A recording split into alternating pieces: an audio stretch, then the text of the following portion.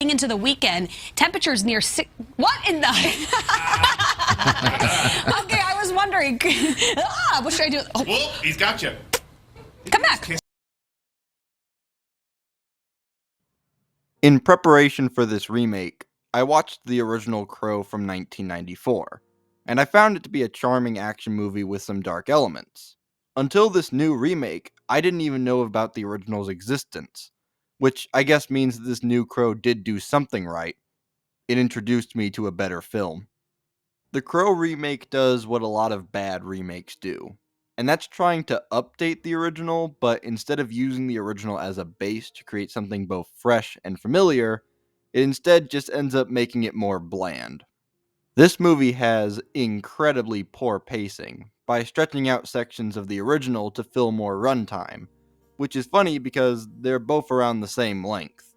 I think that remakes do have a place in media and can be used to elevate a perhaps underbaked idea, but The Crow takes everything that made the original movie work so well and either removes or replaces it with something worse.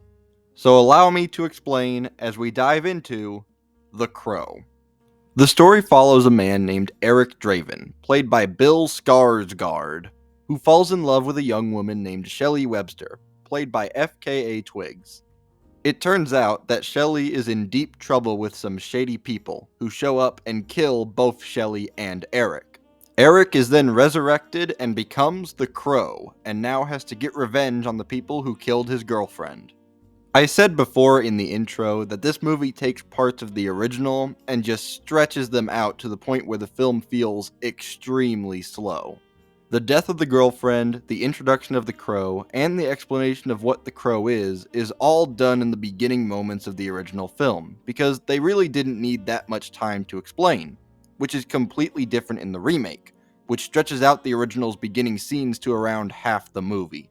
In theory, this is a good thing, because it can allow the audience to further understand the characters more, but the movie doesn't really do that, which makes the expansion feel pointless.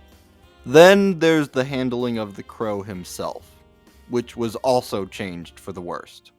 In the original, the Crow was an action hero who would crack jokes while he was exacting vengeance, similar to other dark action heroes like Ash Williams.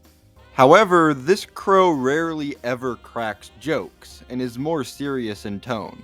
That's not to say he doesn't make jokes, because he does on occasion, but instead of him coming off as a cool action protagonist, he instead comes off as a psychopath, which isn't helped by the film's increase in blood and gore. Which leads me to my next talking point, the action, which this movie is desperately lacking.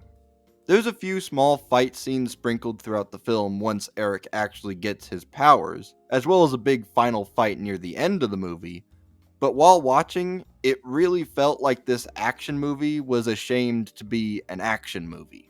The fight scenes are okay for the most part, and are well choreographed, but they all felt like they were just going through the motions, like they were forced to put the fight scenes in because the original had them. In summary, The Crow is the worst kind of remake, and makes changes that don't really improve the story, and in some cases, make it even worse.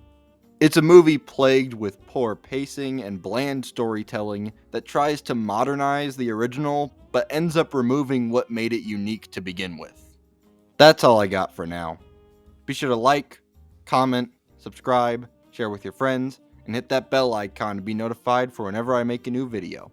The next review should be Concord, but I'm also planning a special video for Halloween.